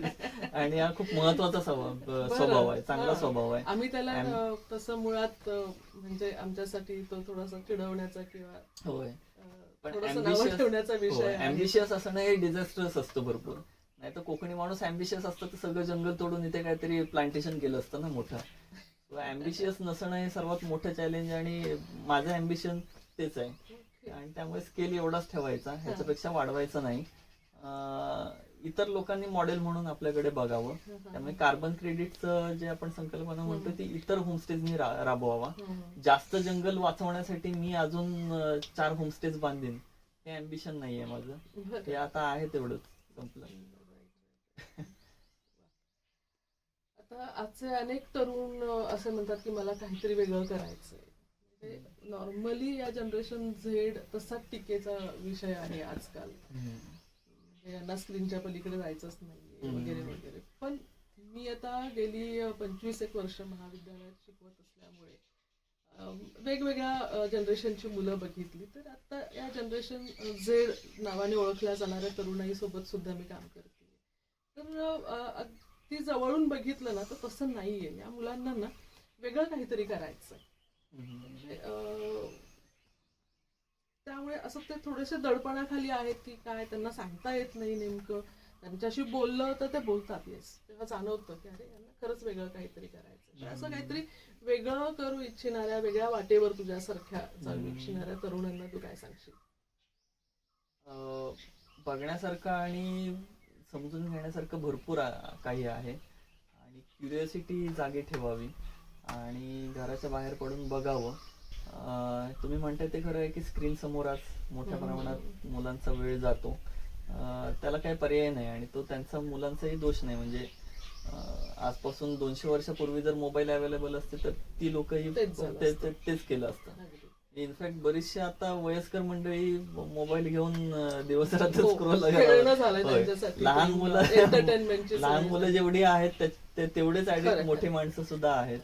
त्यामुळे तो युनिव्हर्सल इश्यू आहे. आणि तशा ह्याच्यामध्ये आपण राहूही नये की मुलं आज काही करत नाहीत, फक्त मोबाईलवरतीच असतात. आणि आम्ही किती छान पास्ट बघितलेला आहे, भूतकाळ बघितलेला आहे. हे चुकीचं आहे मला वाटतं सांगणं. इनफॅक्ट की मी नदीत पोहलो, चांगली नदी अनुभवली, स्वच्छ नदी अनुभवली, आणि मी जे काही जगतो त्याच्यातून नदी घाण करून टाकली. आणि मुलांना म्हणतोय की तुम्ही काय पोहायला नदीत मध्ये जात नाही, आम्ही किती मजा करायचो वगैरे आणि झाडावरती चढायचो. मी झाडच ठेवली नाही तर मुलं झाडावरती चढतील कसे? त्यामुळे हे मला एकदम क्रुएल वाटतं इनफॅक्ट म्हणणं की जे आपण उपभोगलंय ते संपून टाकलंय आणि मुलांकडून एक्सपेक्ट करणं की त्यांनी आमच्यासारखं काही अनुभवलेलं नाहीये आणि ते अनुभवावं आणि स्क्रीन मधून बाहेर पडणं. इनफॅक्ट अपील करताना मी सुद्धा तरुण पिढीला हेच म्हणतो की तुमच्या हातातून हे सगळं काढून घेण्याचं काम आमच्या पिढीने केलंय आणि ते परत रिवाईव्ह करण्यासाठी आपल्याला ॲसर्टिव्ह राहायला लागेल. भरपूर वाट लावलीत तुम्ही, आता थांबा. सो ह्याच्यासाठी प्रयत्न करायला पाहिजे. आणि मुलांना ते अपील होतं. आणि जाणून घेण्यासाठी खूप आहे, समजून घेण्यासाठी. बेसिक थिअरीज काही समजल्या आपल्याला पर्यावरणाच्या, जीवनाच्या, तर त्याच्यामध्ये एक्सप्लोअर करून ॲनालिसिस करून नवनिर्मिती करण्याची सुद्धा भरपूर स्कोप आहे. एक छोटंसं उदाहरण सांगतो. मला तशी खाण्याची भरपूर आवड आहे. त्यामुळे बाहेर कुठे गेलो की तिथलं ऑथेंटिक खायचं आणि नवीन क्विझिन शिकून घ्यायचं. ज्यांना फूड मध्ये इंटरेस्ट आहे त्यांच्यासाठी की रोगन जोश म्हणून एक रेसिपी आहे, काश्मीरी रेसिपी आहे. आणि ती जर तुम्ही रेसिपी बघितली ऑथेंटिक, तर त्याच्यामध्ये मवल नावाचं फूल वापरलं जातं लाल रंग देण्यासाठी. आणि ते फूल फक्त काश्मीरमध्येच अवेलेबल आहे. आणि माझी परत फिलॉसॉफी अशी अडचणीची आहे की बाहेरचं कशाला वापरायचं, आपल्याकडे जे अवेलेबल आहे ते आपण आपल्याकडचंच वापरायला पाहिजे. मग आता काय करायचं हा प्रश्न पडला. मवलचं फुल नाहीये आपल्याकडे, तर मग बाकी सगळी तीच रेसिपी, बाकी सगळ्या गोष्टी आहेत आपल्याकडे. सुंठ वापरलं तर सुंठ आहे किंवा बडीशेप आहे. तर मवलच्या फुलाच्या ऐवजी जास्वंदीचं फुलाचं सरबत करतात, हे मी बघितलेलं. बरोबर. तर मग जास्वंदाचा फुलाचा लाल रंग त्याच्यामध्ये उतरवायचा हा, आणि मग तसं रोगन जोश मी करून बघितलं आणि हा. It work. ग्रेट. सो तुम्हाला एकतर डिसेंट्रलाइज्ड इकॉनॉमीची किंवा प्रोडक्शन सिस्टीमची फिलॉसॉफी तुम्हाला कळले हा, हा, हा. आणि तुम्हाला फूड मध्ये इंटरेस्ट आहे. हम्म. So त्याचं दोघांचं एकत्र हे करून तुम्ही नवीन एखादी रेसिपी तयार करू शकता. अशा पद्धतीने क्युरिओसिटी जर तुम्हाला असेल तर अनेक गोष्टी एक्सप्लोर Innovations, करण्यासाठी इनोव्हेशन करू साठी शकता. भरपूर स्कोप आहे. स्कोप आहे कोकणामध्ये. अगदी वा. मला म्हणजे खरंच पर्यावरण आम्हाला आतापर्यंत म्हणजे वृक्षतोड थांबवा, पाणी अडवा, पाणी जिरवा, इथपर्यंत वरवर आमच्यासारख्या सामान्यांना माहिती आहे. हा, पण तू जी काही माहिती दिलीस ना, म्हणजे किती व्यापक संकल्पना आहे हे पर्यावरण म्हणजे. तर खरंच फार व्हॅल्युएबल इन्फॉर्मेशन मला अगदी कमी वेळात खूप सोप्या पद्धतीने तू आम्हाला समजावून सांगितलीस. त्याबद्दल खूप खूप धन्यवाद Thank तुझे. you. मंडळी, खरंच निसर्ग म्हणजे काय आणि निसर्ग जपणं म्हणजे नेमकं काय याची थिअरी मल्हारने त्याच्या एक्सपिरियन्शियल लर्निंगमधून खूप छान आपल्याला समजावून सांगितली. आणि नाही का, आत्ता जर आपण हा निसर्ग जपला तर ती आपल्या भावी पिढ्यांसाठी तीच खरी गुंतवणूक नाही का. आणि जर हे संवर्धन नाही झालं, ह्या इकॉलॉजिकल सर्व्हिसेस जर नष्ट झाल्या तर भविष्यामध्ये नेमकी काय परिस्थिती असेल. मंडळी, याच्यावरच्या प्रतिक्रिया आम्हाला तुमच्याकडून जाणून घ्यायला नक्की आवडतील. आणि मला खात्री आहे हा इंटरेस्टिंग संवाद तुम्हाला खूप आवडलाय. तर कमेंट करून नक्की कळवा तुम्हाला कसा वाटला आजचा हा संवाद. मल्हार, पुन्हा एकदा खूप खूप धन्यवाद. Thank you. मंडळी, भेटूया लवकरच अशाच तरुणाईशी संवाद साधण्यासाठी. तोपर्यंत मस्त राहा, मजेत राहा आणि सर्वात महत्त्वाचं म्हणजे आनंदी राहा.